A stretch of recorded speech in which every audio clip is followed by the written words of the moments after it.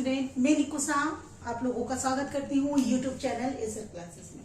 कुछ घटना के कारण मैं सही तरीका से वीडियो नहीं दे पा रही थी। अब मैं कोशिश करूंगी एग्जाम के व्यू से जितने परफेक्ट वीडियो हो सकते हैं मैं आपको दूंगी। देखते हैं, आज मैं टॉपिक लेके आई हूँ झारखंड का ऐतिहासिक परिचय, मतलब कि झारखंड का क्या क्या नाम किस जगह पे बुलाया जाता था या बोला जाता था। सबसे पहले लेते हैं ऐत्रेय ब्राह्मण। तो सबसे पहले ब्राह्मण का ही हुआ है। ब्राह्मण में से सबसे भी पुराना कौन हुआ? ऐत्रेय ब्राह्मण। यहाँ पे बोला जाता था पुंड, पुंड बोला जाता था या पुंड्र, जो भी है एक ही है दोनों। पुंड्र का मतलब होता है पशु, ठीक है। उसके बाद अथर्ववेद आया, उसके बाद ऋग्वेद आया। सबसे पहले ऋग्वेद आया, तो ऋग्वेद में क्या बोला जाता है? किकट नाम देशो अनाथ, किकट नाम देशो अनाथ। फिर उसके बाद अथर्ववेद आया, अथर्ववेद में बोला जाता है वारत्य, वारत्य, ओके, वारत्य बोला जाता है। अब देखिए, उसके बाद पुराणों की संख्या 18, उसमें से वायु पुराण, विष्णु पुराण, भागवत पुराण जो है वो किसी न किसी काल को बताते हैं। जैसे कि देखिए, वायु पुराण गुप्त काल को बताते हैं, विष्णु पुराण मौर्य काल को बताते हैं, भागवत पुराण आंध्र सतवाहन के बारे में बताते हैं। तो इसमें जो विष्णु पुराण में है, उस समय झारखंड को क्या बोला जाता था? मुरंड। क्या बोला जाता था?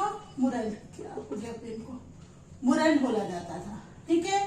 तो गुप्त काल में पूछा जाएगा क्या बोला जाता था, या समुद्रगुप्त काल में क्या बोला जाता था। कोई भी गुप्त काल के किसी भी राजा के बारे में पूछा जाए कि इस के शासन काल में क्या बोला जाता था, तो वो हो जाएगा मुरंड। हो गया। समुद्रगुप्त हो गया, ये भी मुरंड।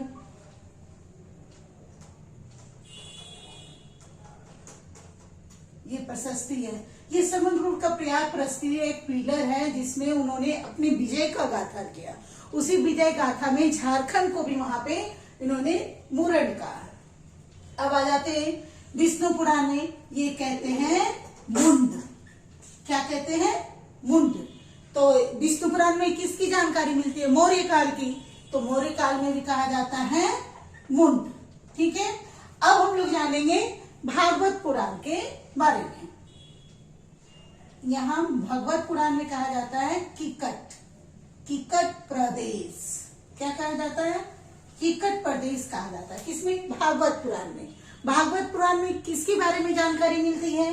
आपके आंध्र सतवाहन में। तो यदि आंध्र सतवाहन में भी किकट प्रदेश के बारे में जानकारी, यानी मतलब किकट प्रदेश ही कहा जाएगा झारखंड को, ओके। फिर उसके बाद महाभारत। महाभारत जो है ब्राह्मण के काल का है। तो ब्राह्मण में क्या बोला जाता है? पुंड या पुंड्र। तो यहाँ पे कहते थे पुंडरिक, यानी पशु का देश। उस समय के काल के समय में कहा जाता, बहुत सारे पशु होते थे, यह पशु देश।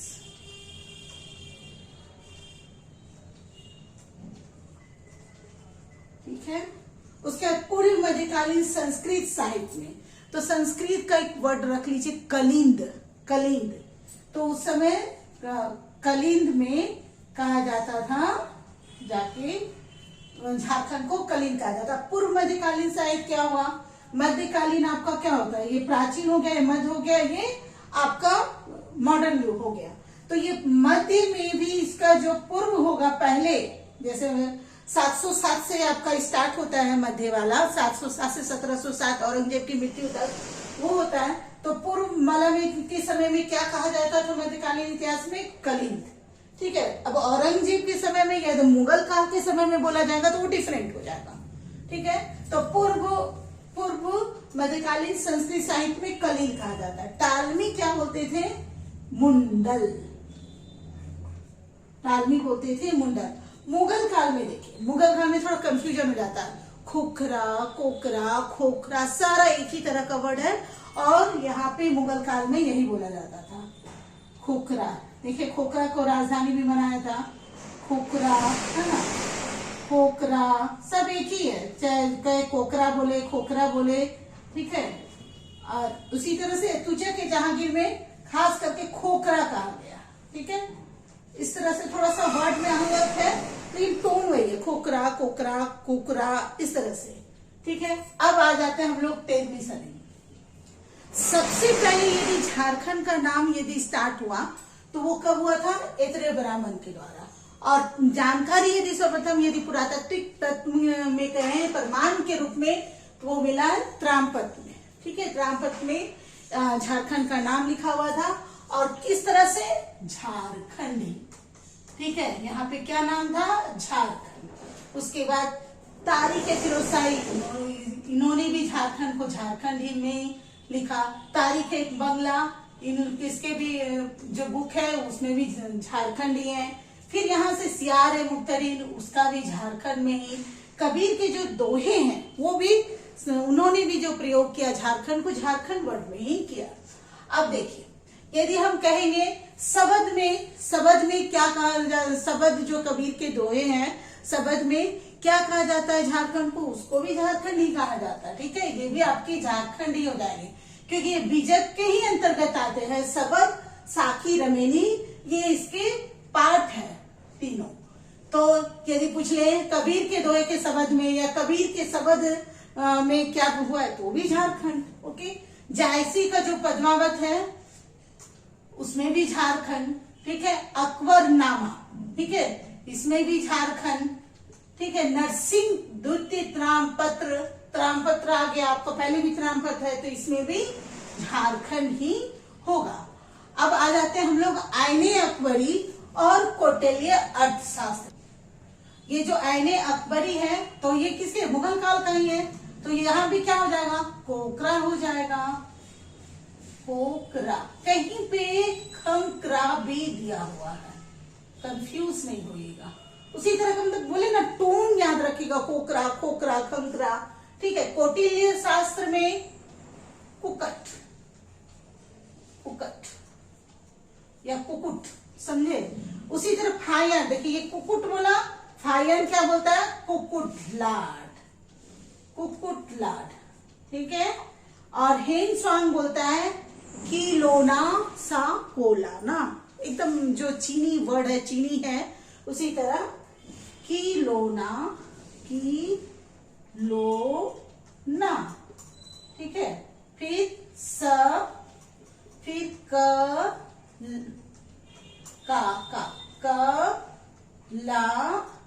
ना, इस तरह से। ठीक है, ये बोलते हैं, लेकिन ये दोनों छोटा नागपुर को बोलते हैं।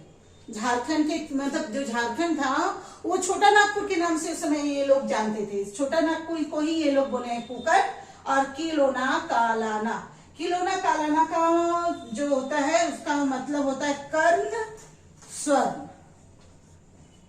ठीक है, ओके, कालाना माने सन। ईस्ट इंडिया कंपनी झारखंड को छोटा नागपुर करके ही बोला है।